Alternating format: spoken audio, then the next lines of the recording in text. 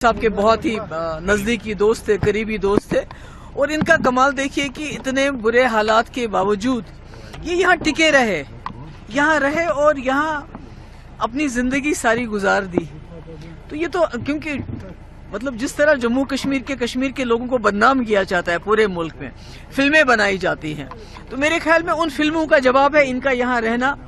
और भाईचारे से रहना। यहाँ के जब इनकी डेथ होगी तो यहाँ के जो लोग कितना रश रहा, कितने लोग इनके घर आए गए,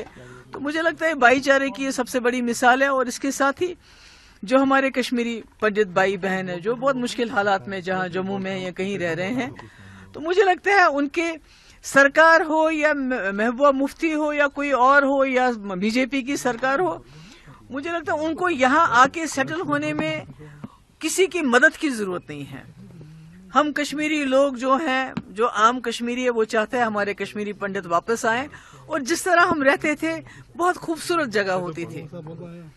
मतलब जब मिलजुल के आप रहते हैं, कश्मीरी भी है, पंडित भी है, सरदार भी है, बुद्धिस्ट भी है, क्रिश्चियन भी है, मुसलमान भी है, तो उसकी एक अपनी शक्ल होती है। तो उनका मैं समझती हूँ रोशन लाल जी का यहाँ इन हालात में रहना, तो ये एक सबक है जो आज मुल्क में हो रहा है। जिस तरह हमारे कौम के लोगों को लिंच किया जाता है, उनको मार दिया जाता है, उनकी पिटाई की जाती है, उनको हमारी मस्जिदों को तोड़ा जाता है, हमारे मदरसों को तोड़ा जाता है, हमारे मुसलमान जो उनके घरों को तोड़ा जाता है, उनके जो बेचारे रेडी पे काम करते हैं उनकी वो सारा सामान फेंका जाता है। तो मैं समझती हूँ कि मुल्क के जो हमारे लोग हैं, जो हमारे हिंदू भाई बहन हैं, जो ज्यादातर सेक्युलर हैं, वो ये तोड़ फोड़ नहीं करना चाहते हैं। तो मैं कहती हूँ उनके लिए ये सबक है कि रोशन लाल जी इतने मुश्किल हालात में यहाँ रहे और मुसलमान और कश्मीरी पंडित आपस में जिस तरह मिलजुल के रहते थे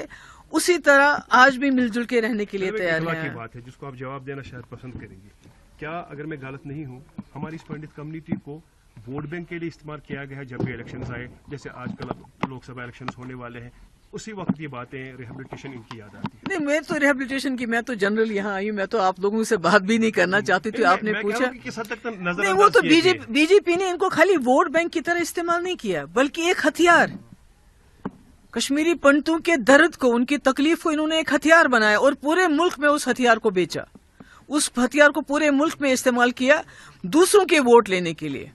हमारे कश्मीरी पंडित भाई, उनके वोट तो बहुत ज्यादा नहीं है, मगर उनके दर्द को, उनकी तकलीफ को बीजेपी ने घर घर जगह जगह जाके हथियार की तरह इस्तेमाल किया, मगर और उनके लिए कुछ भी नहीं किया। लेकिन समझ आ गया है, अगर आपको याद है इन सालों में जब से यहाँ बीजेपी की सरकार डायरेक्टली बनी है,